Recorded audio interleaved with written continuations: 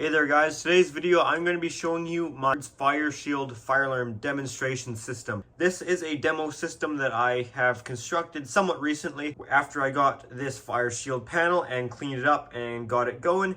So I'll show you around this demo system and tell you a little bit about it, and then we'll get into testing. It is an EST Fire Shield panel. It is the 5-zone 2-NAC version without the onboard dialer. The FS502. Simple, small panel. Though it's small, don't let that fool you into thinking it's easy to program.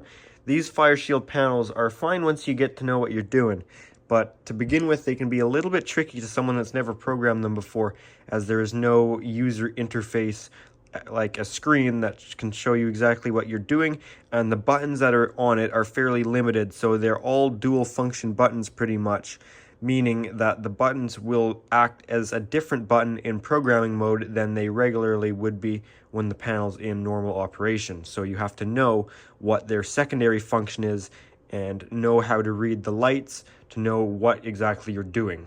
Just don't let them fool you into thinking they're easy to program. Something like a Firelight MS5UD or the Notifier version or any of those other 5-zone or 10-zone conventional panels that do have a screen are much more user-friendly to program. Even panels with dip switches would be a huge upgrade over this.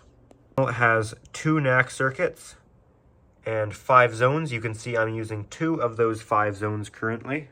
We also have 24 volts auxiliary power, and then we have some various terminals that you would use for annunciator. I believe this C+ and C- is for annunciator.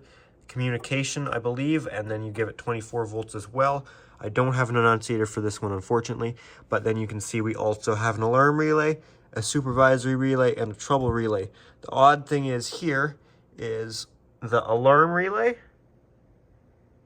and the supervisory relay both only give you the options of normally open. Only the trouble relay actually gives you the option of a normally closed contact. The rest are normally open, which is kind of a limitation of this panel. Little 5-zone panels are quite limited on what they can do, and there's more than just the 5-zone panel. These Fire Shields come in a 5-zone 2-NAC like what you're seeing here. There is a 10-zone model with 4 NACs, and there's also a 3-zone model with 2 NACs.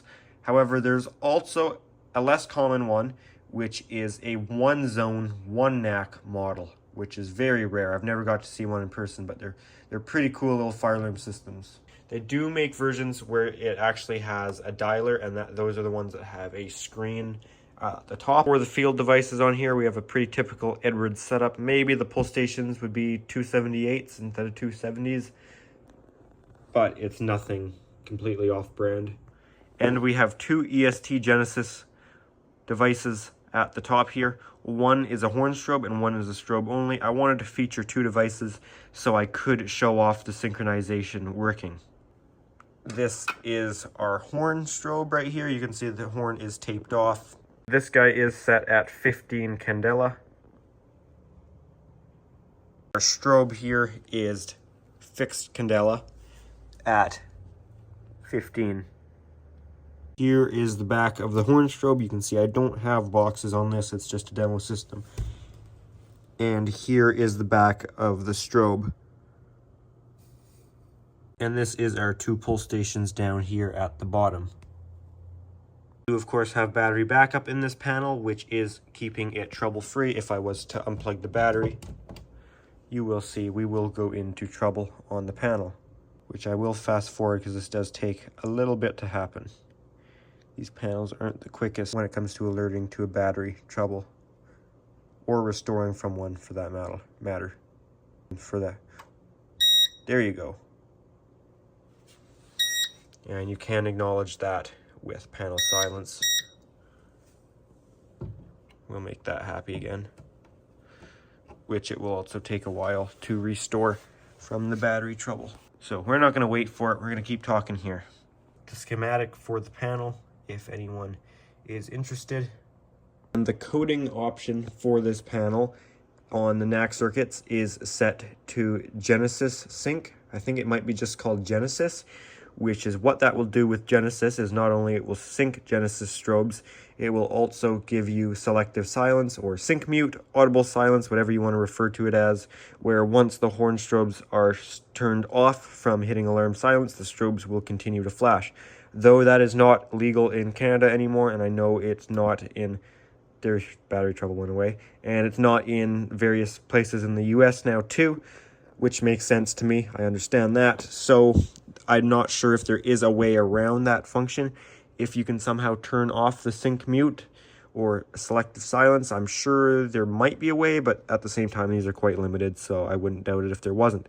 So the coding options are Genesis Sync, which I'm using, Continuous, or Temporal 3. Those are your three options on this system. Anyways, let's go ahead and try this guy out. I'm going to switch the frame rate to 60 frames per second now, so hopefully you guys can see the strobes a little better. Alrighty, 4K 60. So, let's get started here by pulling a pull station. And it would be cool if I had smoke detectors on this system. Let me know what you guys think would be the most fitting smoke detector for this conventional era of EST panels.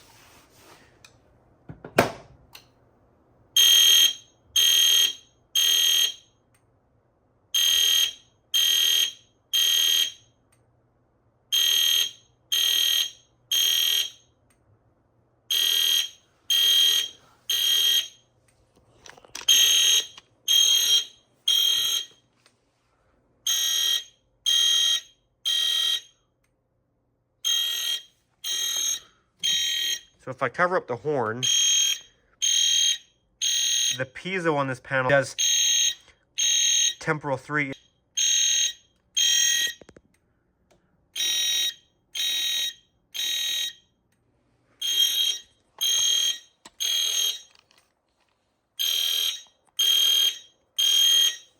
We can hit panel silence, so that it's just the horn. And there's signal silence and drill. So there, you can now see there is your selective synchronization working there if the strobes show up on camera. I did switch to 60 frames per second, but strobes never show up that great on camera no matter what. You might be able to hear them clicking though, and you'll see the odd flash.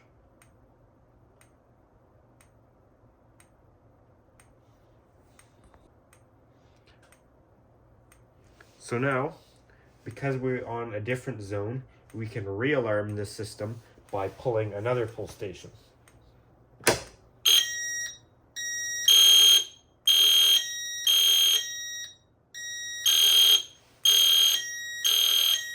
You can hear the temporal 3 on the piezo is no longer in sync with the horns. So we can silence that again. And panel silence, we'll shut that up. Now you would have heard when I pulled the second pull station, it took a little bit for the synchronization and the horns to get told to turn back on from selective silence, because it's all done over 2 wires. So any brand takes a bit. These older EST panels seem to be a little slower than, say, some. I think System Sensor does it a little quicker on their devices, but it's all about sending electrical pulses over the 2 wires for the horns to pick up on, and that's being constantly sent out every few flashes or every flash, depending on the sync protocol, to get the devices to sync. But then it takes a little bit more of information to get passed over for once you silence it, to get them to go from horn to strobe only, but then also to turn back on to just horn. I think it might actually have to cut out power and give it back. I'm not 100% sure. Like many EST panels, you can turn your NACs back on from an alarm state by hitting alarm silence again, or signal silence.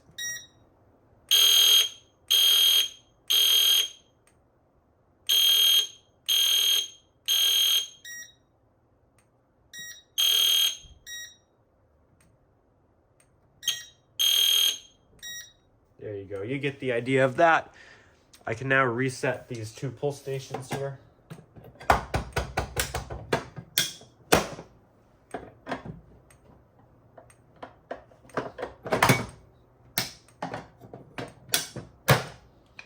and I can reset the system. The buttons aren't the best on these things. These are somewhat slow of a reset. They will trick you into thinking they're reset once it goes off of lamp test, but it's not actually reset until the trouble light goes away. I can show you guys a lamp test too in a little bit here once we're done resetting. So you will hear it, I think you'll hear it click, the trouble relay, and this light will go out, and I believe it does a quick beep to let you know. There you go. So that's fully reset now. Lamp test, you can see lamp test, you hold walk test and remote disconnect. So there is your lamp test, all your LEDs lit up. So let's go over some of the disables you can do. If I wanted to, I can disable any zone I want. There, that's all your zones disabled. So if I will say just leave zone 1 disabled. Now if I pull zone 1, it's not going to do anything, because we have the zone disabled. However, if I pull zone 2, which isn't disabled, it does go into alarm.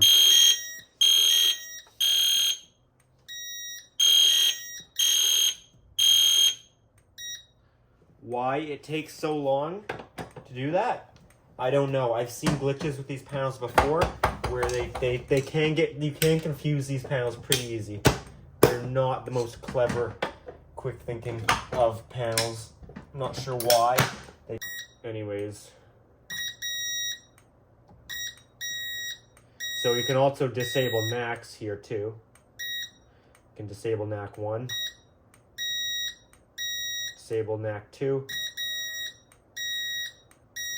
But you can see it doesn't work if it's already an alarm.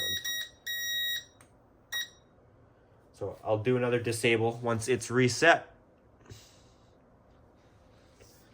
So as I was saying, I have ran into incidents with these panels where one zone is disabled and you then activate another one. It will take a long time, and I can't remember how I ran into it, but I did get one of these once to never go off, even though that zone wasn't disabled. They will, I have seen them do some funky things. Now that's kind of typical of EST to not work properly, but you'd think something this simple they could get right.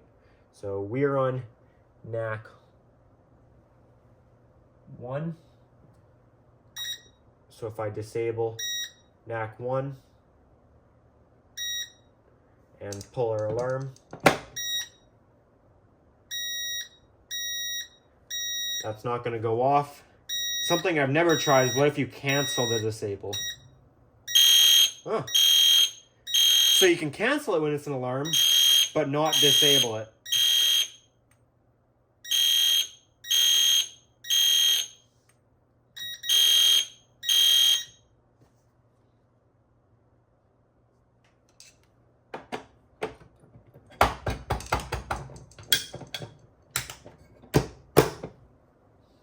Set off the rest of the zones on this too.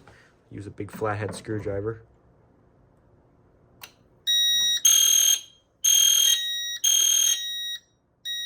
That's zone 5 active.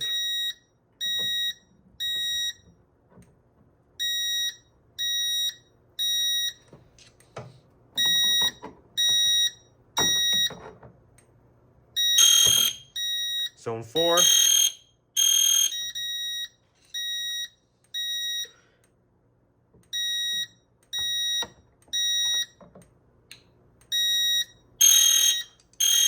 Zone 3.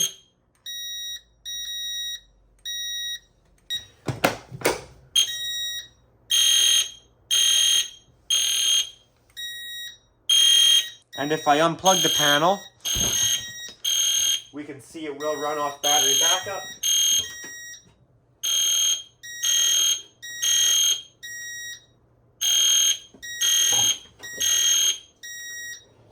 There's our trouble light.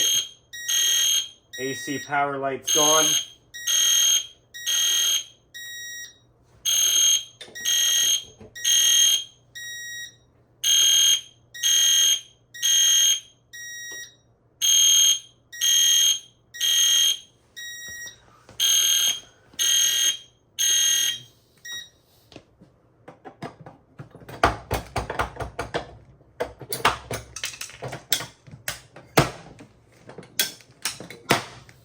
panel actually has a fairly noisy transformer when you power it up. So I will unplug our power.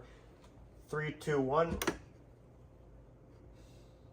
And it looks like it goes completely dead, but it will come up.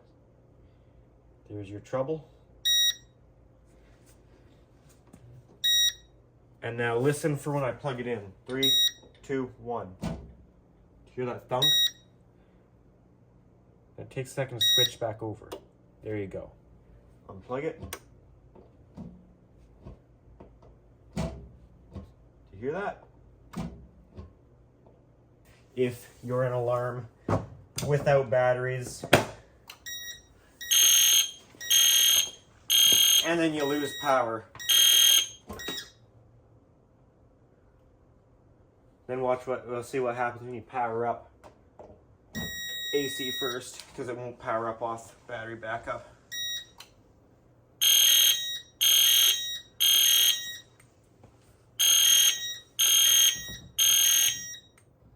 That's about it for this little demo system. There's not a whole lot else I could show for this. It's a pretty simple system. We could make it a little more complicated if we added some smoke detectors to it or anything else, so maybe I will do that at some point. I've actually had this demo system put together for probably 3 or 4 months at this point, and I'm just finally getting around to making a video of it.